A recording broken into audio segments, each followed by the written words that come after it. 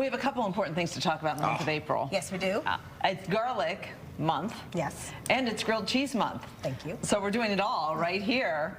Now, Marielle is going to say, our friends from Rinaldi Sausage have us covered. Owner Nick Perrone is here with recipes to get us going.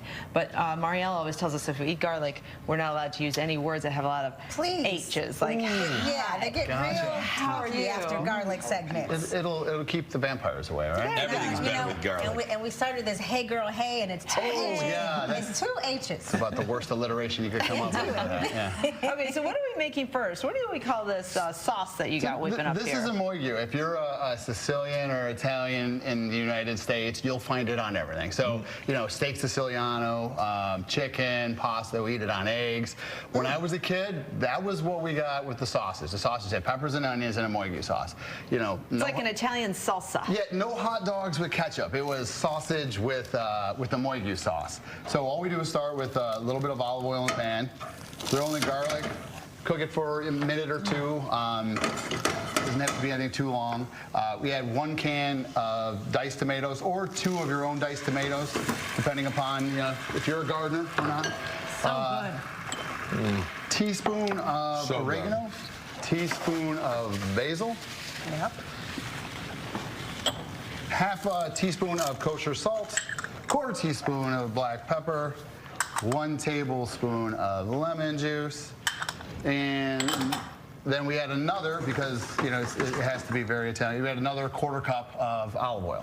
Have to. Yep, and then you just let it simmer for 2 or 3 minutes, and then you can serve it cold, or you can serve it warm as is. Typically it'll end up in my fridge, and then if we make breaded chicken or something for the kids, you bring it back out and throw it on top. And yeah, I mean, it's garlic centric, but really easy recipe, super simple to make. And yeah, like I said, you can use it on a bunch of different applications. And really super healthy too. Absolutely. Yeah. All right. Talk to me about this Coney Brat. Coney Brat, yes, that's our new creation. It just our friends at Kroger are going to sell it statewide starting April 28th. Wow. So yeah, congratulations. It'll be on sale there. So we also have a lot of local guys that carry it too. But it's good. It's good reach for us. And so on the grilled cheese side today, grilled cheese is. Everybody's got their cheeses they like. So use the cheese you like. What we did is we took a finished Coney Brat, chopped it up, and then we add what ends up being 1 link and 1/2 cup of shredded cheese. I used a Mexican blend. I think it goes good with like the Coney flavor. Yeah. And all you're doing, kind of clump it together, and it'll make 2 sandwiches. So today, for people who got kids, it's soccer season, softball season, baseball season.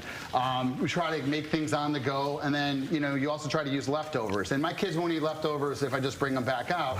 So you got to turn them into something else. So true. So if you turn it into, it's a grilled cheese with the Coney Brat in it. Food costs are up, and it's just a good way. The more we can stretch our dollar, I think the better off. We all are. We could all use that help. So really easy way of.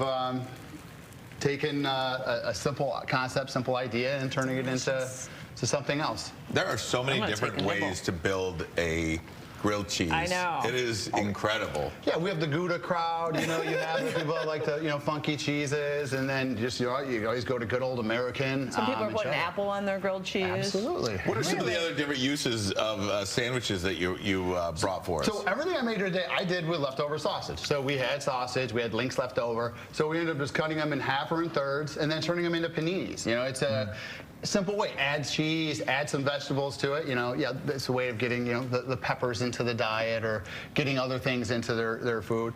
Sauerkraut and Swiss cheese goes really good with the sourdough. We did a roasted red pepper with our Motor City and pepper jack and Serrano cheese. So if you like something spicy hot, that's for you. And then yeah, we have Italian with provolone. So and it didn't make the table today, but as the Southern girl, can I shout out the biscuits and gravy that you guys brought in today? You can do literally anything with Rinaldi sausage. It's so good. Thank you so much. Yeah, that's everything we make is additive free. So it comes from all of our stuff is sourced inside in Michigan, and local company, hopefully bring in local products. Nick, thanks, my man. This is fantastic. It's really good. Absolutely. RinaldiSausage.com is the website. Check it out. Thanks, Nick.